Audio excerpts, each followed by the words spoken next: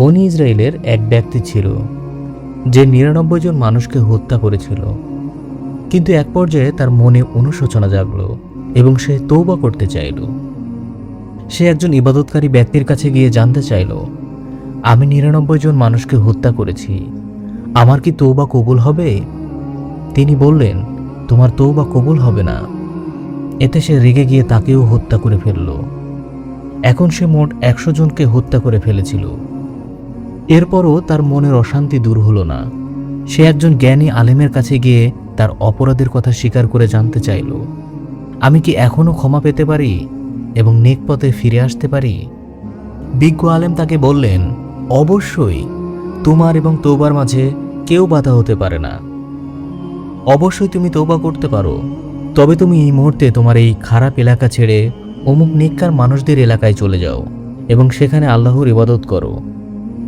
লোকটি তার এলাকা ছেড়ে সেই নেককার এলাকার উদ্দেশ্যে রওনা হলো, কিন্তু পথিমধ্যে সে মৃত্যুর কোলে ঢলে পড়ল।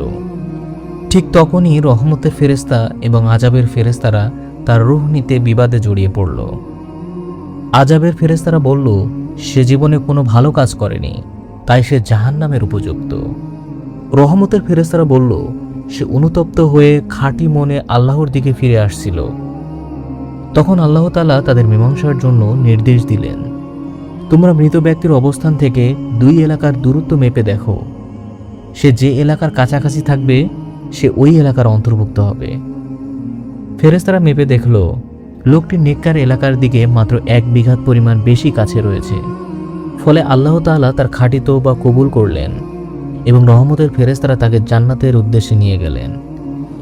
এই ঘটনা থেকে বোঝা যায়, মানুষের পাপ যতই বিশাল হোক না কেন, কোনো বান্দা যদি খাঁটি মনে অনুতপ্ত হয়ে আল্লাহর কাছে ক্ষমা চায়, তবে পরম করুণাময় আল্লাহ তাকে অবশ্যই ক্ষমা করে দেন। তবে মনে রাখতে হবে, মানুষের হক নষ্ট করা, যেমন মানুষকে হত্যা করা, অত্যন্ত গুরুতর অপরাধ। এই হাদিসের মাধ্যমে আল্লাহর ক্ষমার বিশালতা বোঝানো হয়েছে। এটি কখনোই গুনাহকে হালকা করে দেখার শিক্ষা দেয় না। এখান থেকে আমরা যা শিখতে পারি, ১. আল্লাহর রহমত অত্যন্ত বিস্তৃত।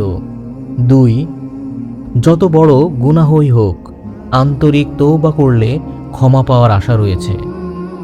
৩. তওবার জন্য খারাপ পরিবেশ ও খারাপ সঙ্গ ত্যাগ করা গুরুত্বপূর্ণ। ৪.